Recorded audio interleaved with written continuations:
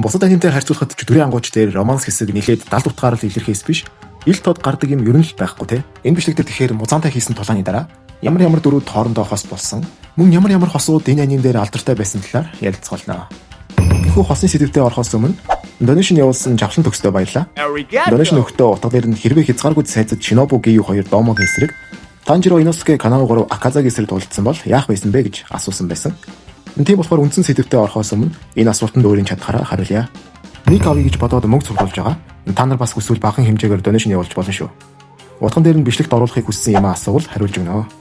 Учир нь комент хэсэгт маш их асуулт үлддэг ч гэсэн ажлын хажуугаар бичлэгийг хийдэг болохоор тэр болгон дээр бичлэг хийгээд чаддгүй. Тийм болохоор донешн явуулсан хүмүүсээ хүндэтгээд хариулнаа. Шинобу манганы үйл явдлын дагуу Домотой таарч бидний үргэлж харж ирсэн нам бөгөөд үзэсгэлэнтэй хоолой нь өөрчлөгдөж үзэн ядалтаар дүрсэн харцаар тулааныг ихлүүлэгч Домогийн асар хурдан нөхөн түлжиртийн өмнө Шинобугийн хор хэтэрхий хүчин өгсөн. Шинобу анхнаасаа дээд сарны хоёрыг ялахгүй гэдгийг мэдэж байсан болохоор төлөвлөгөөний дагуу өөрийгөө идүүлэхийг сонгоно. Энэ үед усны хашираа Томьёко Гию гарч ирэн Кочо Шинобуг аврах болно. Одоо харин бодоод үзье. Хүчний хувьд хоёр хашираа цуг баялаач гэсэн Домогийн эсрэг суул гэдэг нь бол яах чаргагүй гэнэ. Гэхдээ тулаанд тоо бол тун чухал давуу тал. Мөн Домогийн цус чөтгөрийн урлаг асар хүчтэй ч гэлээ. Гию бол усны амьсгалыг хамгийн төгс эзэмшсэн хашираа. Харин усны амьсгал бол ямар ч нөхцөл дасан зогсох чадвартай тул Домогийн эсрэг Гию том муугүй гэж бодож байна. Нэмээд Шинобугийн хурд бол хашираа дундаа дээд төвшин учраас Гию хамгаалангаа гэмтэл өгч Шинобу зогсолтгүй хордуулахаа үргэлжлүүлвэл нөхөн төлөвлөлтийг нь удаашруулж хорч гисэн Домод үйлчилж эхлэх магадaltaй. Домогийн гол чадвар бол довтлогооч гэлээ. Гиюгийн 11-р хэлбэр Нагигаар хамгаалж болно. Юуны өмнө Домогийн хамгийн том сул тал бол Домо өөрөө. Тулаанд ялмаар байна гэсэн хүсэл эсвэл өрсөлдөгчөө чухалчилж үзэх зан Домод байхгүй учраас Шинобу Гию 2-т том боломж олдож магадгүй. Мөн Домогийн эсрэг Шинобу гэсэн манга дээрх тулаан дээр бол Шинобу Домогийн толгойг цавчиж чадахгүй байсан ч гэлээ. Энэ удаа тэмдгээс эргээсэн Гию бол Домогийн толгойг цавчих хангалттай боломжтой. Шинобун төгс хурд болон довтлогоо Гиюн төгс хамгаалалт нэлээд сайн хослол. Гэхдээ хэдий энэ хоёрын хосол байсан ч гэлээ Домод ялагдах магадлал маш өндөр л дөө. Гэхдээ Домог ялч чадвал Шинобу Гию талархлаа илэрхийлэх байх. Гэхдээ Гию талархуулахар зүйл хийгээгүй. Чөтгөрийг устгах үүргээ биелүүлсэн төдий гэж хариулах болов да. Шинобу харин зөөлөн инээмсэглээд ийм болохоор л бүгдэд үзэн ядагддаг юм штэ гэд романтик бөгөөд инээдтэй хэсэг явах байсан болов. Харин Аказагийн эсрэг Иноsuke Канао Танжиро 3-ын тулааны хувьд мөн хэлэхэд хэцүүч гэлээ энэ үеийн Танжирог хашираа төвшөнд байна гэж Гию хэлж байсан. Нэмээд энэ үеийн Канао ч гэсэн Шинобуг аль хэдийн давсан байсан. Иноsuke ч гэсэн мөн адил манга дээр Канаотой хамтран дээд сарны 2 Домотой гайхалтай тулаан өрнүүлдэг. Бараг л гурлаа хашираа төвшин гэсэн үг. Үүн дээр нэмээд тооны илүү байгаагаас гадна Канао эмэгтэй тул Аказагийн хувьд тулдахад хэцүү байж магадгүй. Аказа Канао руу тийм ч их довтлохгүй гэж бодож байна. Хэрвээ Аказа Канао руу довтлохгүй байвал хурц харааны чадвараа ашиглан Танжиро Иноsuke 2-той хамтарч Аказагийн хөдөлгөөнүүдийг уншихад амар болно. Манга дээр Канао Иноsuke 2 асуудалгүй хамтарч байсан бол Танжиро Иноsuke 2 ч гэлээ мөнхийн галт тэрэг дээр маш гарамгай хамтарч байсан. Тэгэхээр энэ гурийн хамтрах чадвар бол маш өндөр гэж ойлгож болно. Мөн манга дээр Танжирогоор дамжуулан өнгөрснөө сандаг Аказа энэ тулаанд эмэгтэй хүн оролцож байгаагаас хамаарат илүү хурдан өнгөрснөө санах магадлал ч гэсэн байгаа. Яалч энэ гурав бол Аказагийн эсрэг хүчтэй гэж бодож байна. Гэхдээ мэдээж манай гурийн туршлага бага.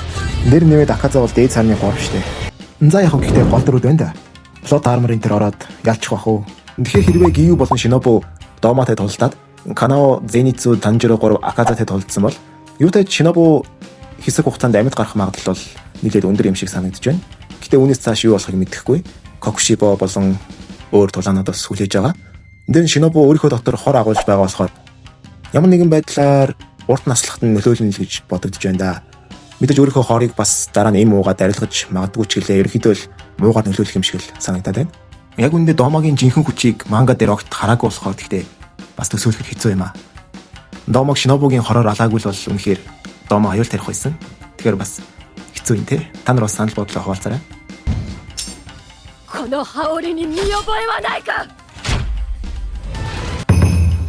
Зя хосууд руугаа орцгоё. Иноsuke болон Аoi. Музаныг ялсны дараа Иноsuke Танжиро болон Нейзуко банк холбоотой байсан.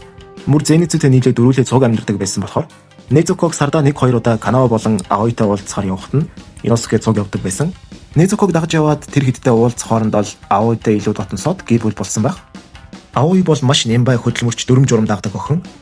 Гэхдээ Иноsuke бол илүү талан задгай ямар ажтайг нь та нар бүгд мэднэ штэ. Тийм байхад Аoi яагаад Иноsuke татагдсан юм бол? Магадгүй өөрөөс нь тэс эсрэг ааштай болохоор л татагдсан байх. Харин Иноsuke-ийн хувьд үргэлж ээжийн хайрыг өгүүлдэг байсан. Улирал нэг дээр гардаг имэ болон Шинобугаас тийм зүйл мэдэрдэг хэсгүүд нэлээд гардаг штэ. Мангад ирж гисэн хоол хулгайлж байгаа Иносукийг агуй олоод загиндаг ч гэлээ өөртөө зориулж хоол бэлдээд өгдөг. Яг л ээж шиг заримдаа загиндаг мөртлөө заримдаа өөрт нь анхаарал тавьдаг. Ийм агуйгоос ээжийн хайр шиг зүйлийг мэдэрсэн байх. Манай хоёр юутайч үр удмаа үлдээсэн сүүлийн бүлэгт тэр нь гардаг. Зенитсу болон Незуко. Сүүлийн тулааны дараа Незуко, Танжиро, Иносуке, Зенитсу дөрөв хамт амьдардаг. Аниме эхнээс л Зенитсу, Незуко сэтгэлтэй байдаг. Тэгээд бүр хамт амьдрахаар болсон Зенитсугийн хувьд том боломж болсон байх. Гэхдээ Незуко эхэндээ Зенитсуг эсрэг хүсний нүдээр огт хардаггүй. Учир нь Зенитсугийн зан чанар амар хэцүү шттэ. Харин Танжиро Зенитсуд хэрвээ Незуко таалагдмаар байвал байнга эхлээд байж болохгүй. Бас сэтгэлээ сайтар илэрхийлэхгүй бол Незуко анзаарахгүй гэд хувийн зөвлөгөө өгснөр Зенитсу илүү өөртөө анхаарч Незукод шууд гэрлэх санал тавьдаг. Харин Незуко гэрлэх санал авснаас 1 жил орчмын дараа зөвшөөрдөг. Танжиро болон Канао. Энэ хоёр маань бас хөөрхөн анime манга дээр хэд нэр холбогдох хэсгүүд гардаг. Канао эхэндээ сэтгэл хөдлөлөө огт харуулдаггүй дүр байсан ч гэлээ Танжирогийн ачаар өөрчлөгддөг шүү дээ. Музантай хийсэн тулааны дараа ч гэсэн Канао нэг нүдэ золиослон байж Танжирог авраад л манай хоёр бол ер нь миний хамгийн дуртай хосууд энэ аним дээр. Музантай хийсэн сүүлийн тулааны дараа Танжиро нэг нүд нь хараагүй болж зүүн гар нь ажиллагаагүй болдог. Тийм болохоор эмч болсон Канао дээр очиж эмчлүүлдэг байсан. За тэгээд сардаа нэг удаа Канао дээр очиж эмчлүүлэхдээ манай хоёр илүү дотносоод гэр бүл болсон байх. Манай хоёр бол нэлээд хөөрхөн хосууд. Гэхдээ Танжиро тэмдгээс сэргээсэн болохоор 25 хүрэлгүй нас барсан байх. Тэгэхээр жоохон харамсалтай юм те. Гию болон Шинобу. Магадгүй энэ анимын хамгийн алдартай хосдол байх. Аним дээр ч гэсэн хамт харагдах нь олон. Ялангуяа Шинобу Гиюг жоохон өдөж заримдаа яриа эхлүүлдэг хэсгүүд нь хөрхөн штэ. Энэ хоёр яг ч албан ёсоор хосууд гэж зарлагдаагүй, ер нь хосууд болоогүй ч гэлээ. Энэ хоёрын хамгийн алдартай хэсэг нөгөө нэг Шинобугийн Цукига Кирейдэснэ гэж хэлдэг хэсэг буюу сар үзэсгэлэнтэй байна гэж хэлдэг хэсэг хамгийн алдартай тийм ээ. Японд энэ би чамд хайртай гэсэн утгыг бас илэрхийлдэг зүйлэл бөгөөд эндээс ахуулаад ер нь энэ хоёрыг холбох үзэгчид их болсон. Харамсалтай нь Шинобу хязгааргүй цайзад амар өргөдсөн болохоор энэ хоёрыг илүү дотн болохыг харж чадаагүй. Обана Игуро болон Канорожи Мицури. Зохиол дээрх хамгийн ил дод романс сцентэй ганц хосууд энэ хоёр л байгаа бах. Игуро Мицурид сайн гэдэг нь олон удаа харагддаг. Обана Мицурид Тэркоч гэх юм уу ногоон энэ юмыг өгдөг хэсэг айгүй хөөрхөнтэй. Тэгээд хоёулаа л өөхийнхөө өмнө бие биедээ сэтгэлээ илчилдэг хэсэг бол бас л үнэхээр гонигтай байсан. Хэрвээ дахиад төрвөл хамт байхаар амлалт өгцгөөч манганы сүүлийн бүлэгт дахин төрөөд хамтдаа байж харагддаг.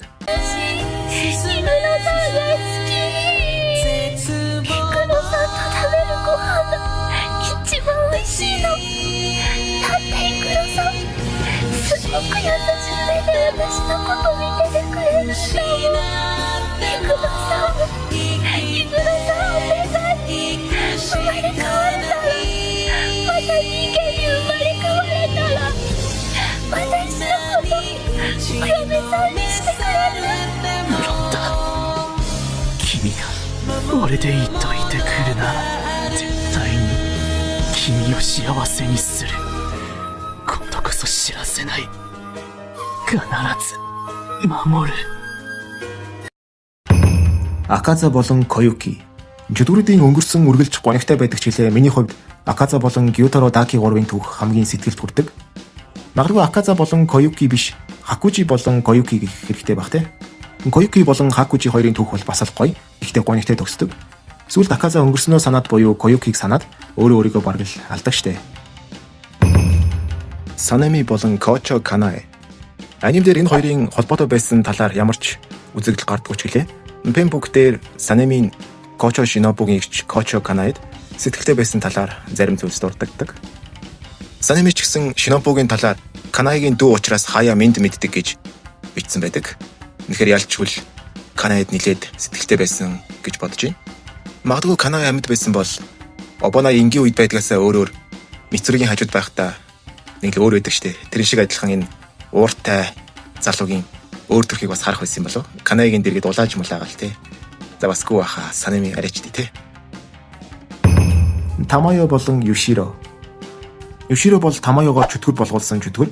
Аним дээрэж Тамайод бол ухаж алддаг те. Айгуу хайртайгаар гардаг. Энэ хоёр яг хэдий хосууд биш ч гэлээ.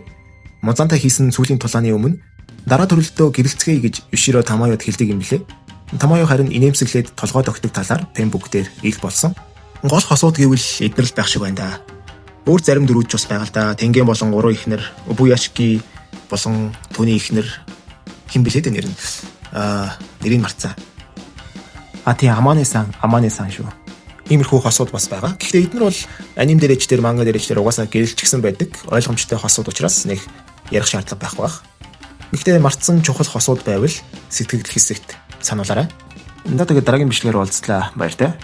Дараагийн бичлэг маань Kimetsu no Yaiba-тай холбоотой биш, арай өөр анимтай холбоотой бичлэг байж магадгүй. Гэхдээ чөтгөрийн ангуучийн талаар бас гой бичлэгүүдийн санаа олон байгаа болохоор ирээдүйд юу н холилдол ороод явах бах. Мөн донешнтэй асуултууд илгээсэн хүмүүс байх юм бол тэдний асуултанд бас хурдан хариулах баха. За тэгээд жана. Баяртай гэж нэрээ subscribe хийхээ мартаа. Гол юм аялахыг мартсан шүү дээ. За яг баяртай.